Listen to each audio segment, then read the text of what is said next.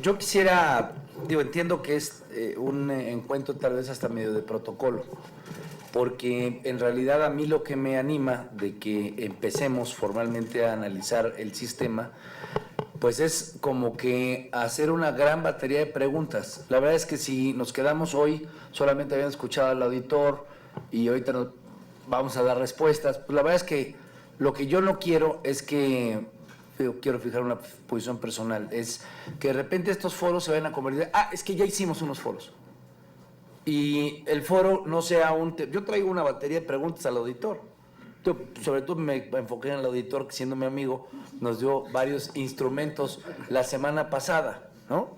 Entonces el tema es no solamente oír las posiciones formales de tal o cual pregunta que ahorita salga al paso, es ¿por qué no está funcionando ahorita las capacidades que tienen las instituciones que están aquí para combatir la corrupción? Le doy solamente un dato, para ver si me lo puede contestar, porque sé que entonces ya no va a haber más, ¿no?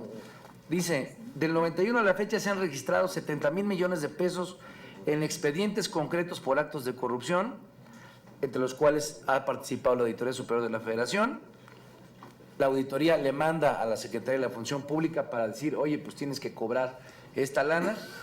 Ya se perdieron 50,000 millones de pesos de estos y únicamente se han recuperado de los 70,000 millones de pesos. A ver, más o menos de cuánto estamos hablando, es 3 veces el Procampo, 4.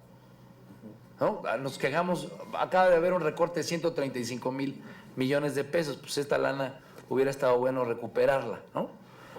De esos 70,000 millones de pesos solamente se ha recuperado 202 millones, el 0.28%. Entonces, la pregunta es, ¿por qué si la detectamos, la ubicamos, de repente no ocurre? No recuperamos el dinero, no se castiga a quien está, y son las mismas instituciones que ahora las queremos poner en un nuevo común institucional, pero que si no vemos con filigrana el por qué hoy no está funcionando, difícilmente el sistema con la ley lo vamos a poder corregir. Y la impunidad va a seguir siendo, digamos, el menester de día con día. Yo traigo más de estas, pero ojalá que podamos establecer una mesa de trabajo continua y que no vaya a ocurrir de, ya hicimos los foros.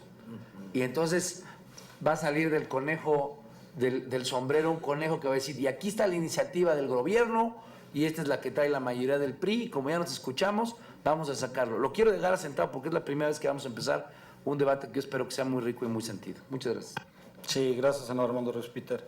Sí, senador, este sin duda pues es el inicio de los foros, pero me parece, como lo decía con anterioridad, y a sabiendas aquí de nuestros 3 amigos que nos acompañan, me parece que podremos tener muchas reuniones con ellas y con otros actores que nos harán falta para poder intercambiar muchos puntos de vista. No lo vemos así ninguno de los presidentes como si estos foros fueran un requisito a cumplir. Lo vemos como una necesidad, tenemos que escucharlo, tenemos que intercambiar estas y muchas otras series de preguntas, y yo le ofrezco que tengamos reuniones de trabajo con estos funcionarios y con otros más para que podamos intercambiar pues todas las dudas, preguntas y todo lo que sea necesario. El tema es tan delicado y tan importante que no podría ser de otra forma. Quédese con esa seguridad, senador. Bueno, primero que nada, muchas gracias. Yo sé que no le sirve nada lo que voy a decir, pero coincido con todos los señores senadoras, las señoras senadoras y los señores senadores con todos sus planteamientos. Es lo que sentimos todos como ciudadanos, y creo que este foro debe, como dijo el senador Ríos Peter y como el señor presidente de este grupo, de esta reunión de Comisiones Unidas de Anticorrupción, Justicia y Segunda Legislativa, nos ha comentado, creo que esto tiene ya la idea es que sigamos discutiendo con todos ustedes. Pero yo creo que vale la pena que nos centremos en números. Ahí en la lámina tienen ustedes qué es lo que ha pasado en la realidad. ¿Quieren retrasarle una, por favor? Una lámina para mostrarles, mire, otra, por favor, otra, porque son números, otra, ahí, de 1,664,427 demandas que hemos tenido. Esta es una muestra del año 2000 al 2016, son 15 años, 16 años ya, 16 años en que hemos estado monitoreando qué es lo que pasa en materia de responsabilidad de servidores públicos. De 1,664,000 demandas que hemos recibido, solo se han recibido 28,000 211 de responsabilidad de servidores públicos. Esto me sirve para hacer el anuncio de que vean ustedes de que nuestra institución está evolucionando. El tribunal el año pasado liberó cerca de 335,000 millones de pesos, que eso en el número de veces que dicen ustedes y todo, y fue por la rapidez y fue por el apoyo que nos dio el Poder Legislativo para poder abrir todas las salas, etcétera, y por el apoyo que nos están dando. Aquí le agradezco personalmente al senador Yunes su apoyo, con una ley que tiene ya 2 años aquí, que afortunadamente va a salir, y que debe de ser el preámbulo para todo esto que vamos a comentar, y con lo cual me voy a permitir responder a la senadora Rojas, al senador Ríos Peter, al senador Fernández, respecto de la eficiencia que debe de tener el sistema, porque estamos por sacar una reforma que no tiene nada que ver con el sistema, pero que nos va a permitir abrir un boletín electrónico muy transparente. De hecho, nos van a dar el premio de una de las entidades más transparentes, lo cual les agradezco, le agradezco a la señora doctora el haber, como una de las entidades más capacitadas, 100% capacitadas, pero en materia de transparencia. Pero para continuar verdaderamente con una transparencia necesitamos esa ley que nos va a permitir que cualquiera consulte la versión pública de un expediente en cualquier momento, independientemente de lo que sea la notificación electrónica. Si ven ustedes, ahora me paso, por favor, a la lámina esa. Estamos hablando de muy poco de lo que hacemos, 1.91%. Ahora, de ese 1.91% que hacemos, ¿qué pasa en materia de responsabilidad de servidores públicos? En números gruesos les voy a decir, el 51.33% lo gana el particular, el 48.67%, es lo que suman los números ahí, lo gana el Estado. ¿Qué quiere decir? Más o menos es mitad y mitad, con un 1.36% de diferencia. Ahora, es mitad y mitad. Sin embargo, ¿dónde tenemos, y perdón, no podría señalizarlo, dónde tenemos la ventana de oportunidad para ser más eficientes? Ahí en la segunda, donde dice, en la segunda, la tercera y hasta la cuarta. La nulidad para efectos, la nulidad parcial y el sobreseimiento, que son los aspectos de forma, son los aspectos que no deben existir. Y van a decir, bueno, ¿y por qué no va a existir con el nuevo sistema? Porque el nuevo sistema lo que va a hacer es precisamente como todo lo vamos a llevar nosotros, pues sería ilógico que hubiera violaciones al debido proceso, violaciones en la valoración de pruebas, violaciones de derechos humanos, ni nada de eso. No debe haberlas de ninguna manera. Y si me permiten, voy a tratar de dar el punto de vista del tribunal, que aun cuando no fuimos aludidos directamente por los señores senadores, muchas de las respuestas las podemos dar. Primero, se trata de un sistema, por lo cual coincido perfectamente en que un monitor, un eje fundamental va a ser el factor ciudadano a través de su representante que va a tener en el sistema, y al representante le tocará decir, vas muy lento, vas muy rápido. Estoy hablando exclusivamente de imposición de sanciones. ¿Y a qué me refiero con esto? En que para que seamos nosotros rápidos, tenemos que tener los instrumentos que me permití solicitar a ustedes ahí. Todos los principios que nos permitan que no entremos en discusiones bizantinas de cosas. Si todo el procedimiento se lleva con nosotros, estoy hablando el procedimiento sancionatorio, una vez que se hace el trabajo de vigilancia y fiscalización. La violación de derechos humanos, tiene razón el senador Ríos Peter, está unida en muchas ocasiones, probablemente en todas, a actos de corrupción. Ahora, decían que hay que atender, y tiene razón el senador Rojas, al objetivo 16 de la ONU. Pero ya estamos en este sistema atendiendo a cómo debe ser el sistema. Se los pasé, no lo quisiera ahorita por tiempo repetir, de qué es lo que piensa la OCDE, de cómo debe de ser un sistema adecuado anticorrupción. Ese sistema adecuado anticorrupción implica precisamente, y ya no me acuerdo quién lo dijo, salirnos de esa caja. ¿Por qué salirnos de esa caja que nos está cerrando? Porque estamos pensando en un sistema que tenga los dos extremos, la prevención y la sanción. Y yo nomás puedo hablar del tema sancionatorio, pero el tema sancionatorio previene. ¿Por qué previene? Porque ahorita lo dijeron las señoras y señores senadores, la corrupción tiene un acicate a favor cuando hay impunidad.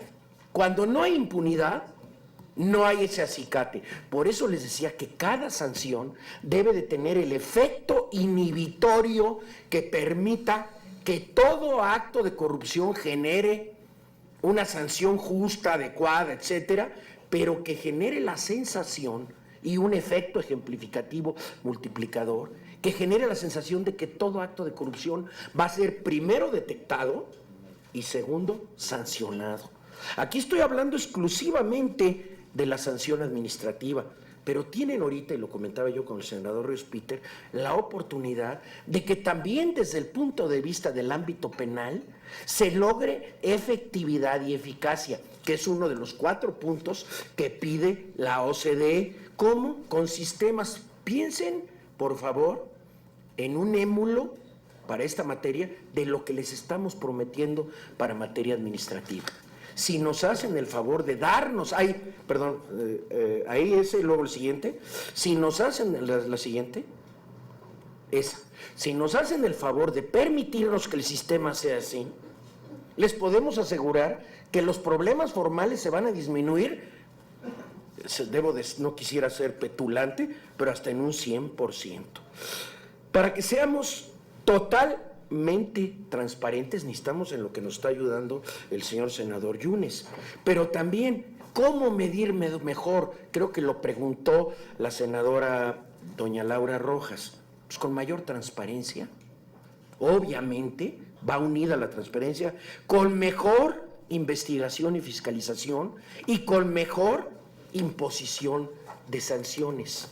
Si nosotros este último eje, obviamente estoy hablando desde el punto de vista administrativo, si este último eje lo cuidamos, todo lo que hagan nuestros compañeros va a llegar a la consecuencia que debe de tener.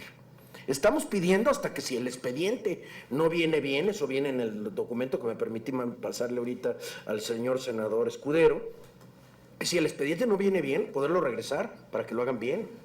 Si falta o sobra alguien, nosotros obviamente respetando el principio de presunción de inocencia y todo lo que quiera decirle, oye, este no, y de una vez dejarlo, y este sí, y por favor investígalo, porque nosotros no vamos a investigar, aunque si nos dan facultades de mejor proveer, pues pudiera haber algunas cosas que pudiéramos en el procedimiento de una vez agarrarlas, porque además, y por último, el procedimiento tiene que ser expedito. Por eso está pensando en 2 instancias y que no haya revisión fiscal respecto de la apelación. Con eso les podemos decir, claro, sí tiene que haber amparo, pero no revisión. Muchas gracias, discúlpenme haber... Gracias, señor presidente Ayibis. Señor secretario. Muchas gracias, presidente. 2 temas dominaron en la participación de las senadoras y los senadores.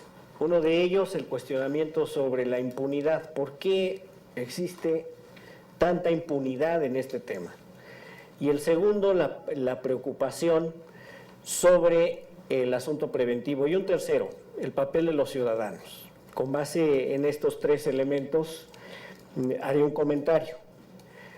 La impunidad existe, a mi juicio, porque las leyes encargadas de establecer los procesos para el análisis de casos y las sanciones correspondientes van teniendo fallas a lo largo de todo el camino. Y aquí quiero mencionar que no estamos hablando únicamente de las instituciones administrativas que documentan los casos, como somos la Auditoría Superior de la Federación y la Secretaría de la Función Pública, sino también los elementos del proceso que se encuentran o que tienen obligación de aplicar no nada más las instituciones de procuración de justicia, sino también otro poder como es el Poder Judicial. No debemos perder de vista que en ocasiones las procuradurías consignan, pero posteriormente en el seno del Poder Judicial existen los debates ordinarios sobre los derechos, sobre las obligaciones, sobre la contundencia de las pruebas, y entonces en todos estos elementos la columna vertebral común es la ley que establece las conductas y que establece los pasos, las pruebas y las sanciones. Por eso es determinante en esta ocasión trabajar en torno a dos instrumentos jurídicos fundamentales. La Ley General de Responsabilidades Administrativas, para poder distinguir adecuadamente las conductas y establecer los criterios de juicio respecto de aquellas conductas que constituyen actos de corrupción, y desde luego también la legislación en materia penal, tanto desde el punto de vista del tipo como desde el punto de vista de los procedimientos. Estos son dos factores que seguramente coadyuvarán a disminuir las condiciones de impunidad, y como expresó el senador Ríos Peter ante la pregunta, ¿por qué las instituciones no son lo eficaces que esperaríamos el día de hoy? Mi hipótesis es porque desde el punto de vista de la construcción de las leyes que establecen las conductas y las leyes que establecen los procedimientos tienen distintos candados y distintas ambigüedades que tienen que ser trabajadas. Y por lo tanto, es un reto fundamental de Estado. Y es de Estado porque el Poder Ejecutivo es quien las documenta. Un órgano autónomo, como va a ser la Fiscalía General de la República, y no hay que perder de vista eso, porque hoy la PGR está percibida dentro del Poder Ejecutivo, pero el propio constituyente ya la hizo autónoma, y dentro de la Fiscalía General está la Fiscalía Anticorrupción. Entonces, el órgano autónomo requiere de la orientación que le pueda dar la ley para plantear los casos. Entonces, ya estamos hablando del Poder Ejecutivo, de un órgano autónomo, del Poder Judicial, que siempre será la última instancia en sus dos vertientes, la vertiente de las instituciones autónomas como el Tribunal Federal de Justicia Administrativa y la vertiente de los tribunales ordinarios e incluso de la Corte. Y, por supuesto, el Poder Legislativo, que tiene la obligación de trabajar el marco legal. Entonces, la impunidad se convierte en un problema de Estado y, por lo tanto, trabajar finamente sobre los incentivos que se establezcan en las leyes va a resultar fundamental para poder disminuir los índices de impunidad. Ya hay avances en la propia Constitución. El hecho de haber establecido la intervención de los activos en caso de enriquecimiento ilícito, la posible liquidación y disolución de las empresas en caso de que hayan participado y se hayan coludido con funcionarios públicos, eso ya está en la Constitución. Y otra, que incluso es muy fina en su redacción, el establecimiento de ampliación de plazos de prescripción de los casos y de los archivos, porque hemos dicho que la Constitución establece 7 años, pero si se lee con mayor puntualidad la Constitución, dice que eso es lo mínimo. Por lo tanto, también se abre la posibilidad de realizar una reflexión de cuánto tiempo puede estar abierto un expediente de un servidor público que ya se retiró. El mínimo, dice la Constitución, son 7 años, pero nada impide que el Poder Legislativo trabaje en torno a establecer más años de apertura del expediente y que coincidan con la materia penal.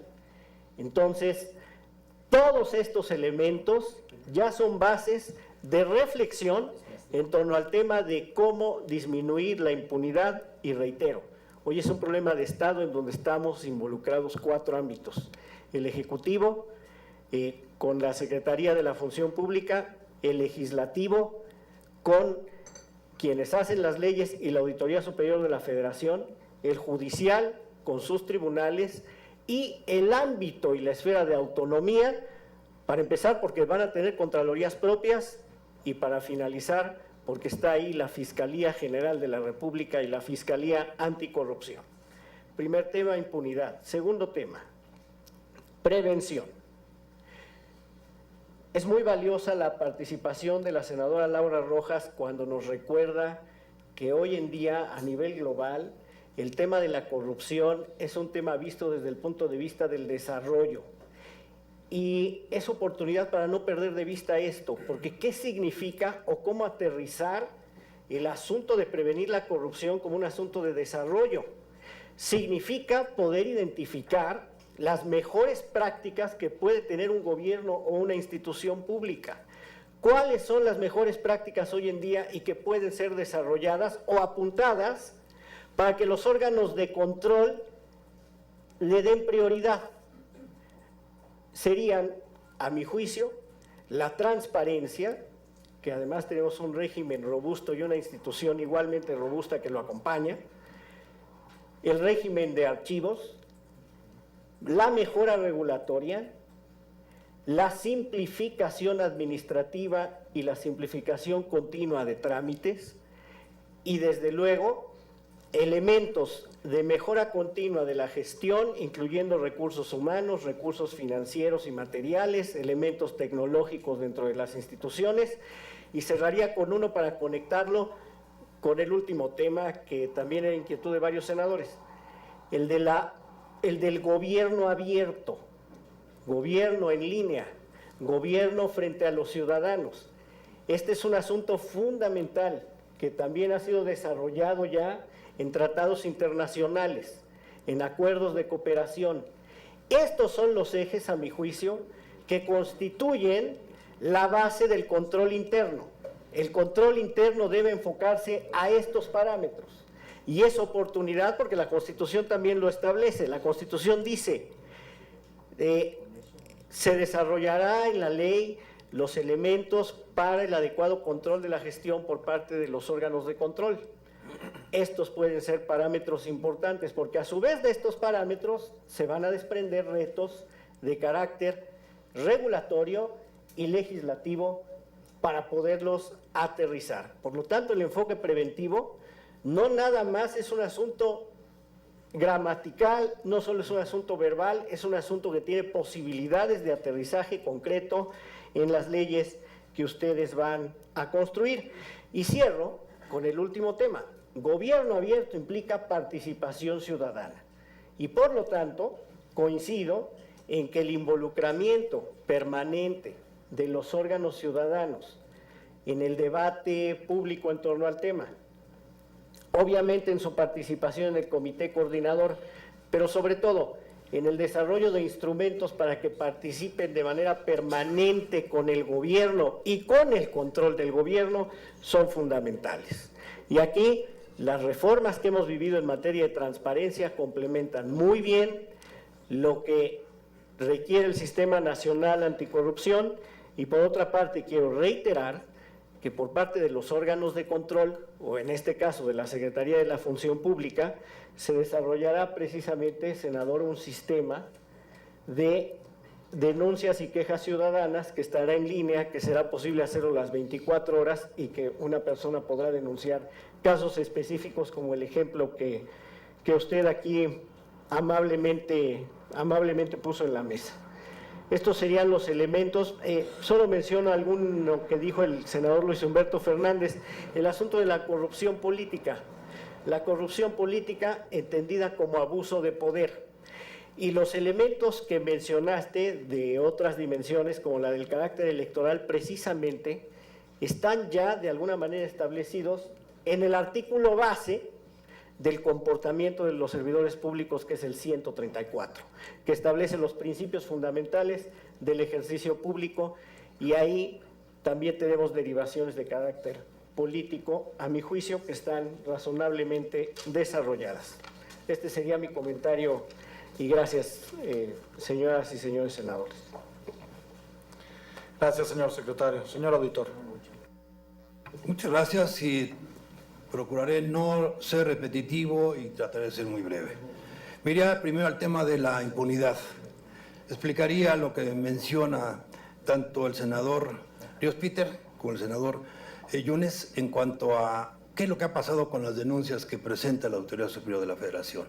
Tenía que explicar primero que de las 664 denuncias que se han presentado hasta la cuenta pública 2013, de estas son muy pocas las que se han mandado a la reserva o se ha decretado el no ejercicio de la acción penal.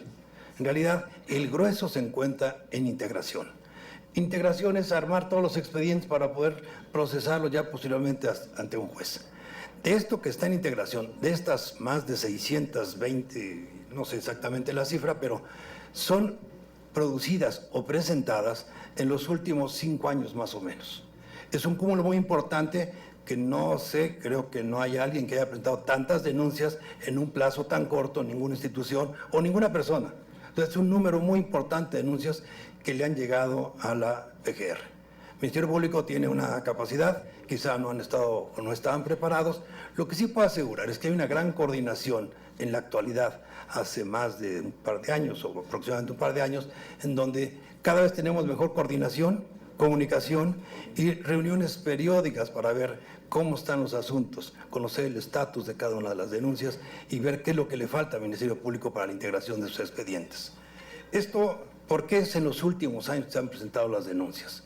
En virtud de crecimiento de auditorías que se han triplicado de cuando empezamos, no, se han quintuplicado, de cuando empezó la Auditoría Superior a la fecha, se han quintuplicado. Adicionalmente, los enfoques que tiene la Auditoría Superior son cada vez más técnicos. Se usan metodologías basadas en tecnologías de la información y tenemos una cobertura mucho mayor y obviamente mayor experiencia con nuevos enfoques. Tenemos una mayor precisión para la selección de las auditorías, sobre todo cuando se tienen elementos con base en una evaluación de riesgos, poder llegar a aquellas áreas o recursos en donde seguramente hay mayores desviaciones.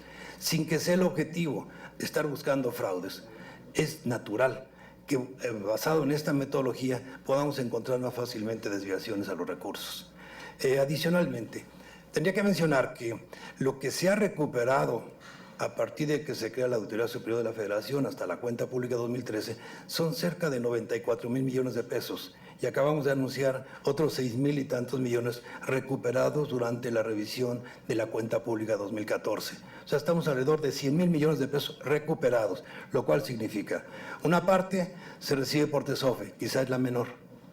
Una parte va reintegrada a los bienes de quienes habían sufrido un daño al no recibir servicios, no recibir las obras, etcétera. Se reincorpora a sus propios activos.